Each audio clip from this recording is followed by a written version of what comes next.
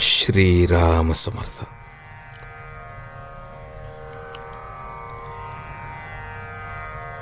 नाम घेण्याला काहीही आड येत नाही.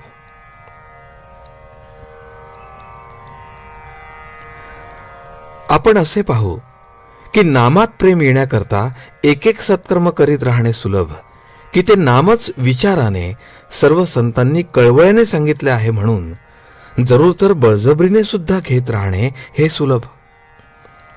समजा एक यंत्र आहे, त्यात पुष्कळ चक्रे आहेत आणि ते यंत्र चालू करण्याचा हेतू धरला आहे. आता एखाद्याने त्यातले एखादेच चक्र चालू करू म्हटले तर ते चालू होईलच असा भरोसा नाही. पण त्या सर्व चक्रांचा संबंध असणारी कळ आपण दाबली तर मात्र बिनतक्रार आणि अत्यंत अल्प प्रयासाने ते यंत्र सहज चालू करता येईल. त्याप्रमाणे नाम ही कळ जर धरली तर सत्कर्मरूपी सर्व चक्रे एकदम फिरू लागून आपले काम निश्चितपणे आणि सुलभपणे होईल. म्हणून हमखास आणि सहज रीतीने काम व्हावे अशी ज्याची इच्छा असेल त्याने कशाही रीतीने का होईना नाम घ्यायला लागावे. नाम घ्यायचे एकदा पक्के ठरवले म्हणजे काहीही आड येत नाही.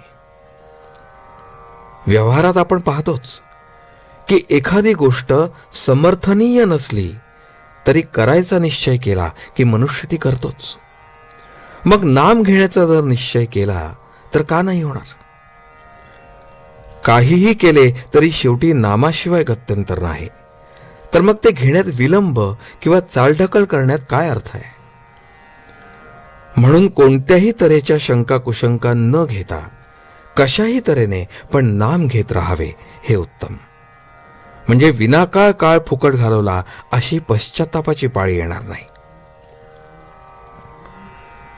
जग हे अनेक मोहक वस्तूंनी भरले आहे.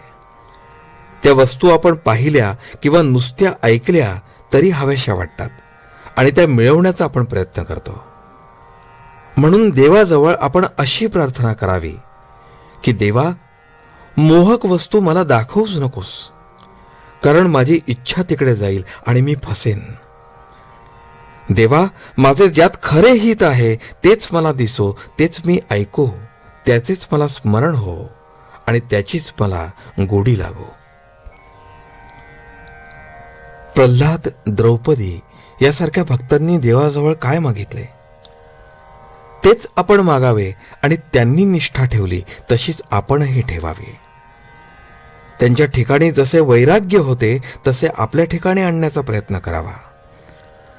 प्रयत्न करीत असताना प्रथम चुका होतील, पण त्या झाल्या तर पश्चात्ताप व्हावा. देवा, मी फार दोषी अपराधी आहे, मला क्षमा कर आणि तुझ्या कृपेला पात्र कर. पश्चात्ताप खराच झाला तर राम कृपा करीलच.